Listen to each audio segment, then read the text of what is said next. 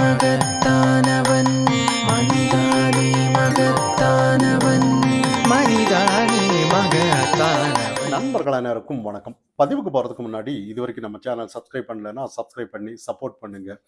2 நாளாக பாஜக வேட்பாளர்கள் யார் யார் அப்படின்னு சொல்லி அந்த வேட்பாளர் பட்டியல் வந்துடும் அப்படின்னு சொல்லி பாஜக தொண்டர்கள் எல்லாம் எதிர்பார்த்துட்டு இருக்காங்க.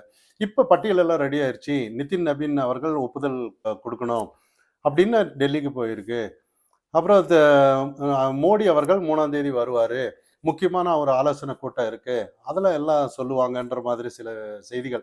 மாவட்ட தலைவர் எல்லாம் சேர்ந்து ஒரு மீட்டிங் இருக்கு மோடி தலைமையில் அப்படின்னு சொல்லி. இப்போ அதெல்லாம் இல்லைன்ற மாதிரி தகவல், முக்கியமான சில தலைவர்கள் தான் மீட்டிங் இருக்குன்ற மாதிரி செய்திகள் வந்துட்டு இருக்கு. இன்னொரு விஷயம், அண்ணாமலை அவர்கள் பட்டியலில் இருக்குன்ற மாதிரி செய்தி. இன்னொரு விஷயம், ஊடகத்தில் வந்து அண்ணாமலை அவர்கள் பட்டியலில் இருந்தாலும் போட்டியிட மாட்டார் அப்படின்னு சொல்லி 2வது முறையாக கடிதம் எழுதியிருக்கிறார் அப்படின்னு சொல்லி ஒரு நியூஸ் ஓடிட்டு இருக்கு.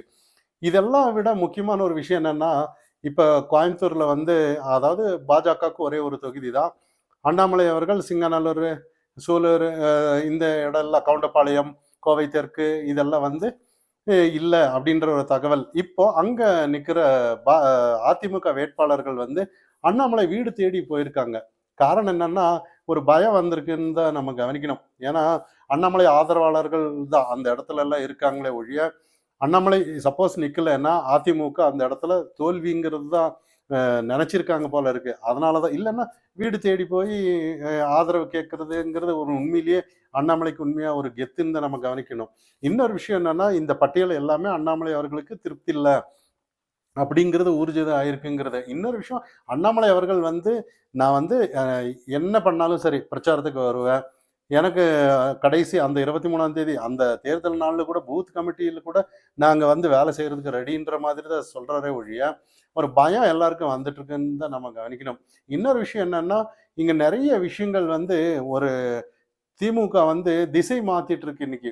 இப்ப வந்து வேட்பாளர் பட்டியலில் வந்து நிக்க மாட்டாரு, அது இதுன்னு சொல்லி இப்ப எல்லாம் டைவெர்ட் பண்றது எதுக்காகன்னா, மாரிதாஸ் அவர்கள் ஒரு வீடியோ விட்டிருந்தாரு, ஒரு ஆடியோ. அதாவது ராசா அவர்கள் பேசின ஒரு ஆடியோ. அதை வந்து மாரிதாஸ் அவர்கள் சொல்றாரு, இதுல ஏதாவது ஏஐ அது இதுன்னு சொன்னான்னா, தெம்பு இருந்தான்னா நீங்க அவதூறு வழக்குன்னு சொல்லி என் மேல போடு பார்க்கலாம், நான் பாத்துக்கிறேன் அப்படின்ற மாதிரி ஒரு சேலஞ்சிங்கா எடுத்துட்டு ஒரு வீடியோ வெளியிட்டு இருக்காரு. அதுல வந்து நிறைய விஷயங்கள், 2G வழக்குல வந்து நிறைய ராசா அவர்கள் ஜெயிலில் இருக்கும்போது யாருமே வந்து பார்க்கல, ஆனால் கனிமொழி அவர்கள் இருக்கும்போது எல்லாம் வந்து பார்த்துருக்காங்க. அழகிரி அவர்கள் சொல்லியிருக்கிற இந்த மாதிரி நீங்க சொல்லலாம் தானே, நிறைய 2G அந்த பணம் எல்லாம் கலைஞர் டிவிக்கு தான் போயிருக்குன்னு நீங்க எல்லாம் சொல்லியிருக்கலாமே. நீங்க அந்த மாதிரி சில நிறைய விஷயங்கள் அங்க பேசின ஆடியோ நீங்க அநேகமா பார்த்துருப்பீங்கன்னு நினைக்கிறேன். ஏன்னா இந்த விஷயங்கள் எல்லாம் வெளியில வராம இருக்கிறதுக்கு ஏதோ திசை திருப்பிட்டு இருக்காங்க. இன்னொரு விஷயம் என்னன்னா, துரைமுருகன் அவர்கள் நேற்று ஒரு கோயிலுக்கு போய், திமுக என்னைக்குமே ஒரு, அதாவது நாங்களும் இந்துக்கள் தான் அப்படின்ற மாதிரி ஒரு வேஷம் போடுவாங்க, முருகனுக்கு பால் காவடி எடுக்கிற மாதிரி. இந்த திருமாவளவன் அவர்கள் எல்லாம் எப்படி, ஏன்னா கோபுரம் அப்படி இருக்கு இப்படி இருக்குன்னு எல்லாம் சொல்லிட்டு இவங்களுக்கெல்லாம் ஓட்டு போடக்கூடாதுங்கிறது இந்துக்கள் வந்து தெளிவா இருக்கணும். ஆனா இன்னைக்கு துரைமுருகன் அவர்கள் வந்து பொட்டெல்லாம் அழிக்கிறாரு. ஏன்னா இதே திருமாவளவன் அவர்களும் கூட பொட்டு அழிக்கும் போது கூட நான் வேர்வை தான் தொடச்சேன் அப்படின்ட்டு போயிட்டாரு. ஆனா இந்த இடத்துல வந்து இவரும் கூட அதையெல்லாம் கடந்து போயிடுவாரு. ஆனா இங்க நம்ம கவனிக்கப்பட வேண்டிய விஷயம் என்னன்னா, இவங்கெல்லாம் இதே ஒரு இஸ்லாமிய நோன்புக்கு போயிட்டு குல்லா போடும்போது குல்லாவை கழட்டிட்டு தொடச்சிட்டு ஏதாவது பண்ண அந்த தெம்பு இருக்காங்கிற மாதிரி தான். ஏன்னா இந்துக்கள் வந்து என்ன நடந்தாலும் இவங்க கேட்க மாட்டாங்க. இந்துக்கள் இழிச்சு வாயினுங்கன்ற மாதிரி இவங்க மனப்பான்மை இருந்துட்டு இருக்கிறது நம்ம நிஜம். ஆனா இந்த முறை வந்து முருகன் மாநாடு, அந்த மாநாடுல எப்படி ஒற்றுமையா சேர்ந்தோமோ அதே மாதிரி திமுக வீட்டுக்கு அனுப்புறது இல்ல, உறுதியா இருக்கணுங்கிறது தான் நம்மளோட பார்வையை ஒழிய, இதெல்லாம் தாண்டி வந்து அண்ணாமலை அவர்கள் வந்து பதவி வேணும்னு ஏதாவது ஒண்ணு இருந்திருந்தானா இதுக்கு முன்னாடியே ஏதோ ஒண்ணு பண்ணியிருப்பாரு. ஆனா அவரோட எண்ணம் எல்லாம் என்னன்னா, திமுகவை கண்டிப்பா வீட்டுக்கு அனுப்பணும். நான் நிக்கிறேன் நிக்கல அதெல்லாம் பின்னாடி, கண்டிப்பா நான் அதுக்கு பிரச்சாரம் பண்ணுவேங்கிற ஒரு மனநிலையில தான் இருக்கிறாரே ஒழிய, ஒரு நியாயம் வேணாமா அப்படிங்கிறதுல வந்து பாஜக தொண்டர்களோட குரலுக்கு வந்து இப்போ செவி சாய்ச்சிட்டு இருக்காங்க இங்க என்டிஏ எல்லாம். ஏன்னா அவங்க வந்து, அதாவது ஓட்டு, அதாவது இதுக்கு முன்னாடி ஓட்டு எந்த அளவுக்கு வாக்கு சதவீதம் வாங்கினோம், இதெல்லாம் இதெல்லாம் வச்சுதானே ஒரு இடம் தொகுதி பங்கீடுங்கிறது இருக்கணுங்கிறத வச்சுதான். அதுல வந்து ஏதோ ஒரு குளறுபடி நடந்திருக்குன்ற மாதிரி தான். ஏன்னா முன்னாடி இருக்கிற தலைவர்களுக்கெல்லாம் எப்படி அந்த சீட் எல்லாம் அட்ஜஸ்ட்மெண்ட் கரெக்டா அவங்க வச்சிருவாங்க. மற்ற தலைவர் எல்லாம் என்ன பண்ணோம்? மற்ற தலைவர் எல்லாம் உழைக்கலையா பாஜகவுக்கு? அப்போ இதெல்லாம் வந்து என்னன்னா, ஏதோ ஒரு விதத்துல வந்து இன்னைக்கு பாருங்களேன், அதிமுக கோயம்புத்தூர்லயே அவங்கெல்லாம் போய் அண்ணாமலை வீடு தேடி போயிருக்காங்கன்னா, எந்த அளவுக்கு ஒரு பயந்துருக்காங்கன்னு நம்ம கவனிங்க. அப்போ அண்ணாமலை இல்லன்னா, இங்க இருக்கிறதெல்லாம் அண்ணாமலையோட தொண்டர்கள் தான். ஏன்னா, அமித்ஷா வரும்போது, மோடி வரும்போது எல்லாம் ஆனாலும் கூட அந்த பேச்சுல, அந்த கூட்டத்துல பேசும்போது அண்ணாமலை திரு அண்ணாமலைஜி அவர்களே அப்படின்னு சொன்னாலே, அந்த அளவுக்கு கூட்டம் கைத்தட்டலெல்லாம் நம்ம அவங்க கவனிச்சிருப்பாங்க. ஆனா உண்மையிலேயே டெல்லி தலைமைக்கு வந்து இதெல்லாம் தெரியாதுங்கிறது எதார்த்தமான ஒரு விஷயம். ஏன்னா இங்கிருந்து இங்க வந்து நல்லா நெறைய பேரு ஒரு விஷயத்த சொல்லிட்டு வராங்க. எல்முருகன் அவர்கள் எல்லாம் தோத்தாலும், என்ன பண்ணாலும் அவர் அப்படியே ராஜ்யசபா சீட்டு, மத்திய அமைச்சரா இருந்துட்டு இருக்கிறாரு.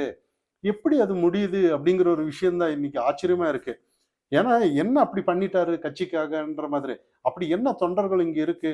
ஊட்டியில நிக்கிறாருன்னாலும், ஊட்டியில அந்த அளவுக்கு என்னத்த வாக்கு சதவீதம் வாங்கிட்டாருன்னு நெறைய விஷயங்கள். ஊட்டி மக்களுக்கெல்லாம் அ வே எல்முருகன தெரியுமா? அப்படிங்கிற நெறைய கேள்விகள் இருக்கு. அதே இப்போ அண்ணாமலை அவர்கள் வந்து கேட்டான்னா, மூல முடுக்கெல்லாம் எல்லா இடத்துலயும் அண்ணாமலை அவர்களுக்கு தெரியும்.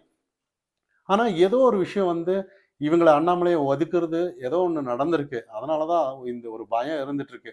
ஏன்னா, அ நரேந்திர மோடி அவர்கள் அங்க வந்து என்ன நடந்தாலும் சரி, அண்ணாமலைக்கு சீட்டு குடுப்பாங்க அப்படிங்கிறது வந்து அமித்ஷா ஆனாலும் சரி, எல்லாம் நெனச்சிட்டு இருப்பாங்க. ஆனா இங்க வந்து இங்கிருந்து குடுக்குற ரிப்போர்ட் எல்லாம் எப்படி இருக்கு, ஏதுன்னு யாருக்கும் தெரியாது. கடைசியா அண்ணாமலை அவர்கள் கடிதம் எழுதும்போது தான் அதுவும் மேலிட பிரஷர்ல வச்சு தான் இப்ப இந்த சேஞ்சஸ் எல்லாம் நடந்துட்டு இருக்கே ஒழிய, அப்படி இல்லன்னா இது நடக்காது.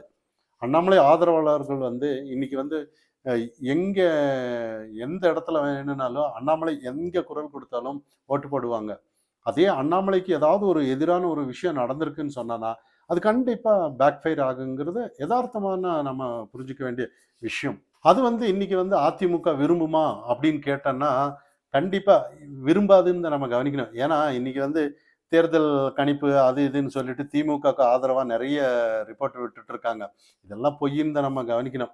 ஏன்னா, நெறைய ஊடகங்கள் திமுகவுக்கு ஆதரவா நெறைய இன்னும் விஷயம் திமு திமுக ஒரு பாடல் வெளியிட்டுட்டன்னா, அந்த பாடல் எல்லாத்துக்கும் ரீச் ஆயிட்டான்னா ஜெயிச்சிருவாங்கன்ற மாதிரி.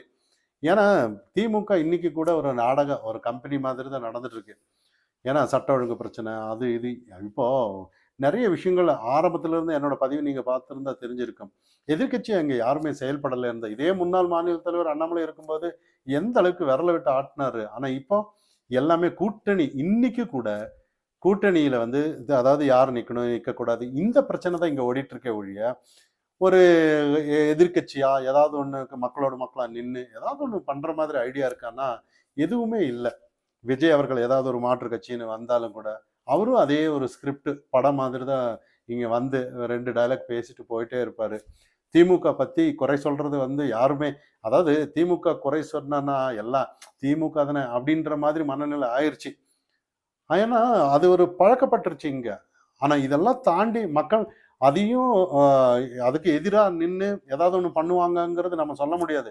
ஏன்னா திமுக ஏதாவது ஒரு தேர்தல் வாக்குறுதி குடுத்து அது இது சொல்லி ஏதோ ஒண்ணு ஏமாத்துறது அவங்க கைவந்த கலை. ஏற்கனவே நெறைய தேர்தல் வாக்குறுதி எல்லாம் குடுத்தாங்க. அதெல்லாம் எதுவுமே நிறைவேத்தல. அப்ப இதுவும் மறுபடியும் வந்து நெறைய தேர்தல் நெறைய கூப்பன் குடுக்குறோம் அது இதுன்னு சொல்லி. எடப்பாடி பழனிசாமி வந்து இன்னொரு பக்கம் எடப்பாடி பழனிசாமி வந்து உதயநிதி அவர்கள் இண்டிவிஜுவலா தாக்கிட்டு இருக்கிறாரு. அடிமை அது இதுன்னு சொல்லி. இவரு இங்க தாக்குறதா இருந்தாலும் சரி உதயநிதிய. இதுதான் நடந்துட்டு இருக்கே ஒழிய, யார் ஆட்சியில என்ன எப்படிங்கிறது இங்க யாருமே பேசுறதில்ல. இது எல்லாத்துக்கு தான் ஒரு மாற்று அரசியல் வந்து விஜய் இல்ல, யாரும் இல்ல. அண்ணாமலை களத்துல வந்தா அது நடக்கும். அண்ணாமலை களத்துல பிரச்சாரம் செஞ்சா ஏதோ அதிமுகவும் பலம் கூடும். அண்ணாமலை போட்டியிட்டா இன்னும் அதிகமா ஒரு பலம் கூடுங்கிறது நம்மளோட கருத்து. மனிதானி மகத்தானவன்